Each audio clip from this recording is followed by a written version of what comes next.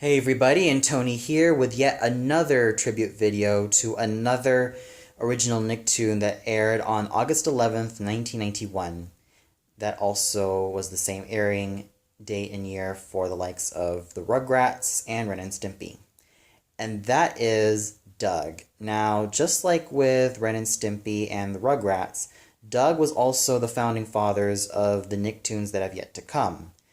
And while Rugrats talked about like the world seen around the baby's eyes, and while Ren and Stimpy mostly focused on weird, gross out, surreal humor that was pretty much the founding father for a lot of upcoming Nicktoons at the time, Doug took a well, more relatable and calmer approach as it talked about kids living their everyday lives and the struggles that they face through with growing up and getting a lot of crushes, getting good grades in school, and basically it focuses the struggle that a lot of young kids would deal with almost any day.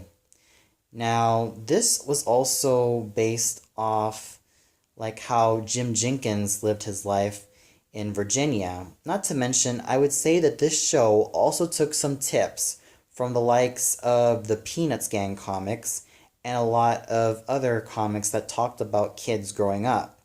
Now, before Doug came out, like I said before, a lot of cartoons would usually involve characters that have like weird and strange adventures, and even characters that are pretty much superheroes who pretty much have to save the day, and characters that are very much like the action heroes, and even characters who are like crazy yet have a very bizarre sense of humor. And even with your typical Disney princesses or even princess characters who always might need a prince to save, or even prove that they're strong enough to fend for themselves.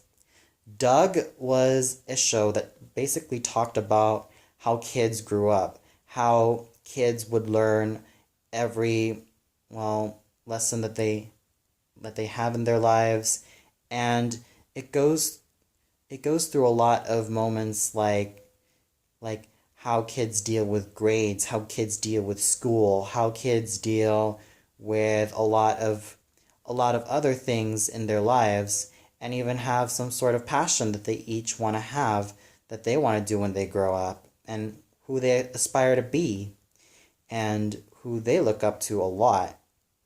And with Doug, this definitely showed it. Like, for example, you have this main character who is very awkward, very shy, and almost uncertain of what he's doing with his life. And sure, a lot of people might find him to be a bland character, or to be kind of, not really a great male character. But I have to say that what really makes Doug pretty relatable is that he's an awkward kid trying to find his way through life.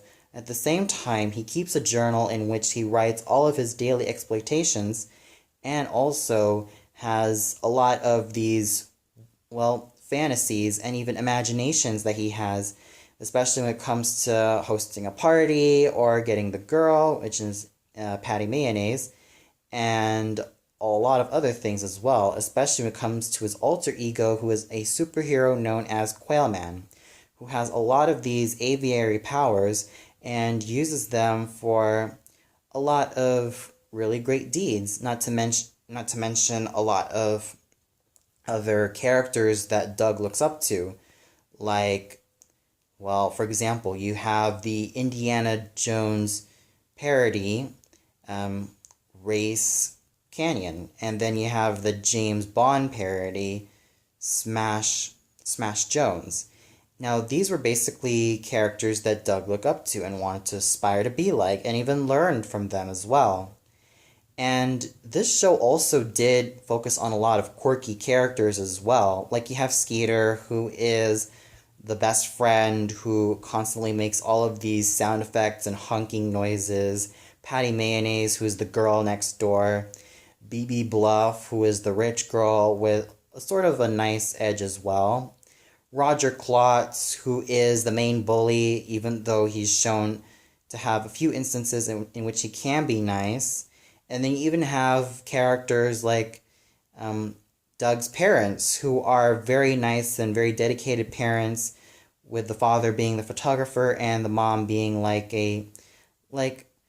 having her own artistic qualities, but mostly being a housewife. With Judy, she's an aspiring actress who has a lot of flair and personality for the dramatic arts, and she even goes to a school that trains a lot of, well, teenagers to become more in tune with their craft. In Judy's case, it's acting and playwriting.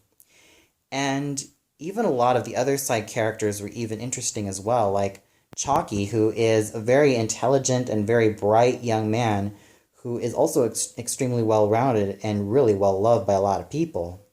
And not to mention, even a lot of the teachers were very interesting. Like you have the very book minded Mr. Bone, and then you even have the really nice teacher, Mrs. Wingo, and many, many other colorful characters that really help keep the show alive.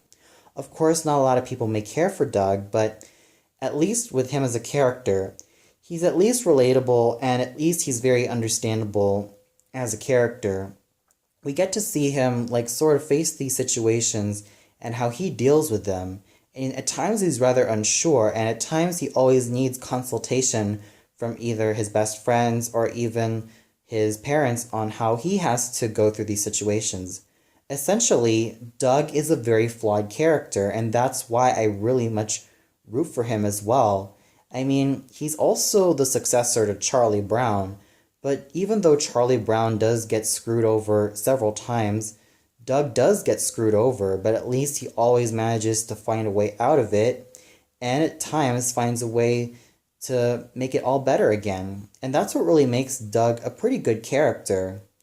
And this show was really much a trendsetter for a lot of slice of life cartoons that would end up coming out in the 90s and even early 2000s. The likes of Hey Arnold, As Told by Ginger, The Proud Family, and to some extent Avatar The Last Airbender, and what was that again? The Wild Thornberrys, and, well, even Recess and The Weekenders. And of course, this was also pretty good enough to end up having a continuation made by Disney, though not a lot of people cared about the Disney version of Doug, as opposed to the Nickelodeon version of Doug. So it's very easy to say that Doug definitely was the hallmark of a lot of slice of life cartoons that would really learn from its formula, but end up being a lot better and really make themselves stand out a lot more. And it's all thanks to what Doug had to offer. I mean, without Doug, we would not end up having shows like Hey Arnold, As Told by Ginger, Daria, Avatar The Last Airbender, Recess, The Weekenders, and many, many other shows that talk about kids growing up and kids going through their everyday lives and having a lot of relatable characters that we want to root for. So, yeah, even though Doug was not a perfect show for a lot of people who watched it, it did make the foundation for a lot of slice of life cartoons that would come out, whether it's a Nickelodeon, Cartoon Network, Disney Channel, or any other network that talked about kids growing up. This was definitely a slice of life cartoon that really introduced, talking about kids growing up, that really showed us what these kids were thinking, and it really showed us that, you see, there are times in which we can understand them as well, and that we could really see that this is the world that they live in, and this is the world that they envision themselves, and even envision how they see their world around them. And that's what really makes Doug such a founding father for a lot of these slice of life cartoons and even slice of life shows in general, because they really do talk about kids and what they go through in their everyday lives. And let's face it, without Doug, we would not get any of these type of shows. Well, that's all for now. Be sure to tune in later, in which I review Rocko's Modern Life. So until then, see you later, everybody.